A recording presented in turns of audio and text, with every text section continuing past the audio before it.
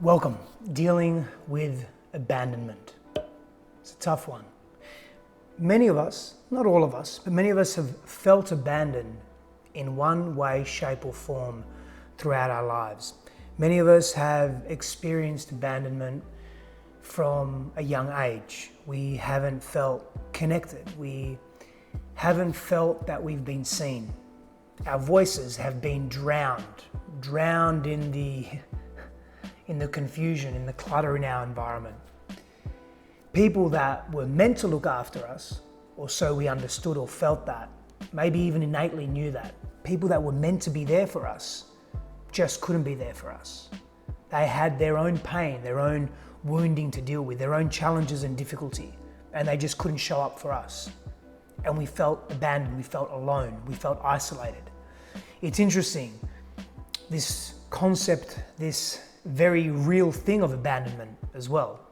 This abandonment comes in physical, in the emotional, in the spiritual. Sometimes we feel abandoned by our God or a God or the divine. We feel abandoned by the universe. We feel abandoned by our friends, our parents, our loved ones. We feel emotionally and psychologically left behind.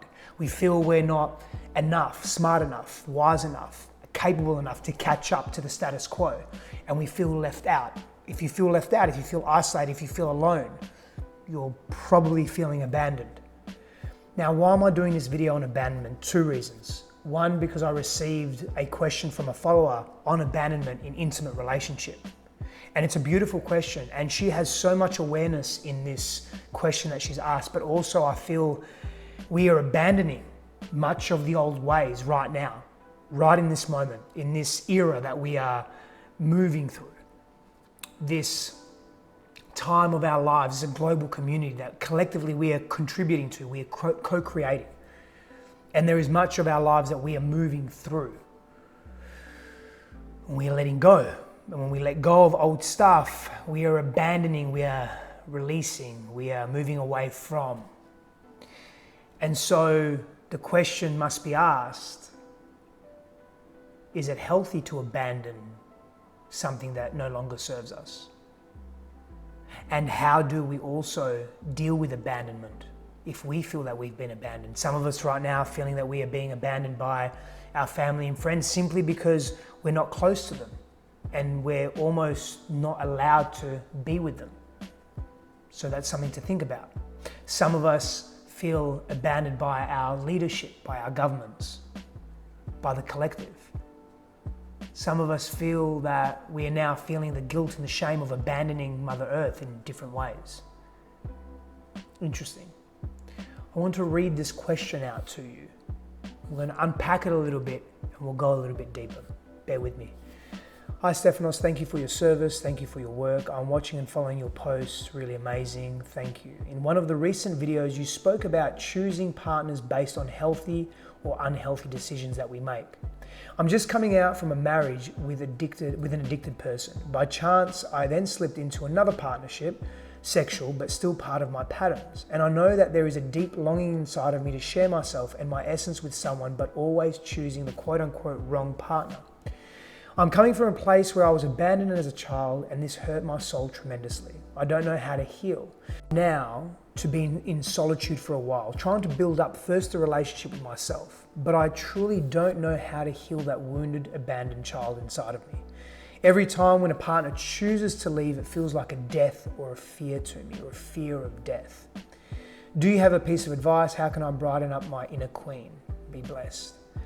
It's a really beautiful question. Now, I don't know this lady's name. I have it in my notes, but she knows her patterns. She's very familiar with her patterns. So she's attracting these unavailable men that are moving away from her because she's so familiar with the pattern of abandonment. That's fairly clear. And she moves from one relationship to another because there's so much pain around being alone. And so the core wounding in her life is this abandonment, this being let go, being shunned away. Maybe she's interpreted that as she's not worthy enough, she's not enough, she's not good enough, healthy enough, sexy enough, attractive enough, whatever it may be. And so she's going to, if we feel that abandonment and we haven't dealt with it, and I'll give you some tips in how to deal with abandonment in a moment. But if we don't deal with that abandonment, that core wound of abandonment that we experience in the world, what generally happens is we will very, very much struggle with being able to be in solitude, in healthy solitude. We will just move from partner to partner, from partner to partner, because we need that fix. We need to feel that we are being looked after, that we're being cherished, that we are being understood and seen.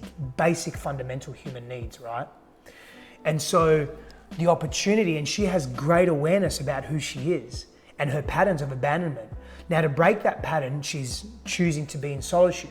And that's part of healing that wound. Healing any core wound is actually being with it, not judging it, having compassion with it, compassion for it, compassion for that part of ourselves that's really hurting. Doing inner child work, nurturing her inner child, nurturing your inner child if you feel rejected or abandoned. If you feel that you've been abused and you're trying to heal from abuse.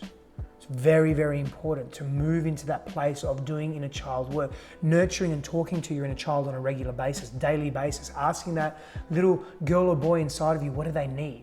Working with a professional to move through family constellation work or family intergenerational work and healing the wounds around that. Forgiving, but forgiving can't transpire and take place without feeling the feelings that we've been avoiding for so long. And so part of the healing work is feeling. And when we feel, we liberate. But then we have an opportunity to actually deal with the core wounding and face it. And then every day and every moment becomes an opportunity to change our habits, to do something different, to be someone different than what we've been accustomed to.